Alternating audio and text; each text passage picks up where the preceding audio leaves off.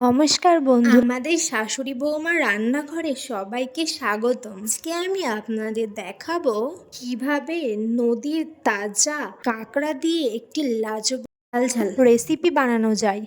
ধরতে আমরা চলে গেছিলাম সুন্দরবনের ছোট্ট একটা জায়গা নেজাট, সেখানে আমরা চলে গেছিলাম মাছ ধরতে। পেয়েছি আমরা, দেখো এই যে এতটা কাঁকড়া পেয়েছি আমরা, কতটা কাঁকড়া। এই দেখো গাইস, সবাই মাছ ধরতে গেছে, সুন্দরবনের মাছ ধরতে এসেছি আমরা। দেখো কতটা মাছ পেয়েছি আমরা।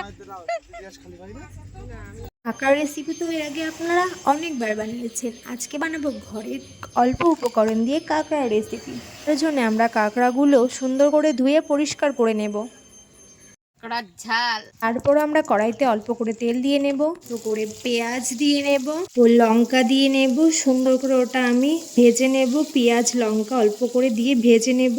আমরা কিন্তু নদীর থেকে কাঁকড়া ধরে এনে রান্না করছি, মানে কত টেস্টি হবে কে জানে। তারপরে দিয়ে দেব আমরা টমেটোগুলো আমরা সুন্দর করে ভেজে নেব পেঁয়াজ লঙ্কা সাথে।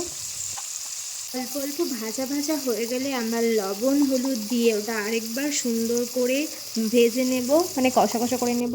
শেষে দিয়ে দেব আমরা মশলা, যাতে আদা রসুন পেঁয়াজ লঙ্কা দিয়ে আমরা সুন্দর একটা মিক্সিং করে রেখেছিলাম, সেটা আমরা সব শেষে দিয়ে দেব, যাতে মশলাটা অল্প কষিয়ে কষিয়ে আমরা মশলাটার থেকে হালকা তেল ছাড়ার মতন আমরা কষিয়ে নেব, যাতে মশলাটার ভিতরে কোনো জল না থাকে। জল থাকলে ওটা সুন্দর হবে না, তার জন্য আমরা অনেকক্ষণ ধরে মশলাগুলো কষিয়ে নেব।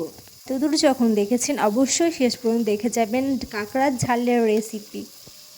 যদি ভালো লেগে থাকে অবশ্যই চ্যানেলটি সাবস্ক্রাইব করে দেবেন। তারপরে সবার শেষে আমরা দিয়ে দেবো কাঁকড়াগুলো, যেগুলো আমরা কেটে ধুয়ে বেছে রেখে দিয়েছিলাম, সেগুলো আমরা সুন্দর করে কাঁকড়ার ভিতরে দেখুন কি সুন্দর ঘিলু আছে। ঘিলু থাকলে নাকি কাঁকড়ার টেস্ট অনেক বেশি হয়, তার জন্য আমরা ঘিলুগুলো রেখে দিয়েছিলাম, ওটা দেখাচ্ছিলাম। তো কাঁকড়াগুলো এবার আমরা দিয়ে দেবো একে একে। আমরা সব মশলাপাতি দিয়ে এবার কাঁকড়াগুলো আমরা দিয়ে দিলাম, আর যাতে ওটা সুন্দর করে আমরা এবার কষিয়ে নেব। কষিয়ে নেওয়াটা সবথেকে বেশি ইম্পর্টেন্ট।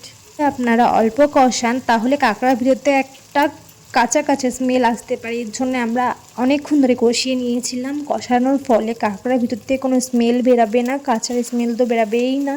তো আপনারা অবশ্যই অনেকক্ষণ ধরে কষিয়ে নেবেন। যদি আমাদের ভিডিও আপনাদের ভালো লেগে থাকে তাহলে অবশ্যই চ্যানেলটি সাবস্ক্রাইব করে দেবেন ও এইভাবে আমাদের পাশে থাকবেন, তাহলে নতুন নতুন ভিডিও বানাতে আমরা অনেক উৎসাহ পাবো।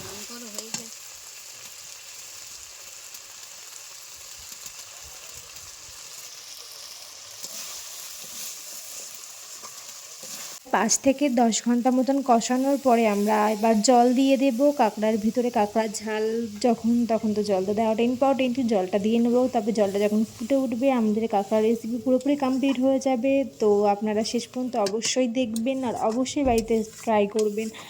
যদি আপনারা ট্রাই না করেন তাহলে বুঝবেন কী করে এত সুন্দর রেসিপি বাড়ির অল্প উপকরণ দিয়ে বানানো যায়। তারপরে আমরা 2 মিনিট মতো ফুটতে দেব। ফাইনালি আমাদের নদীর তাজা কাঁকড়া দিয়ে ঝাল ঝাল রেসিপি কমপ্লিট হয়ে গেছে। অবশ্যই চ্যানেলটি সাবস্ক্রাইব করে দেবেন ও আপনাদের কেমন লাগলো কমেন্টে বলবেন ও লাইক কমেন্ট শেয়ার করে দেবেন। তো সবাইকে এতক্ষণ ভিডিও দেখার জন্য ধন্যবাদ।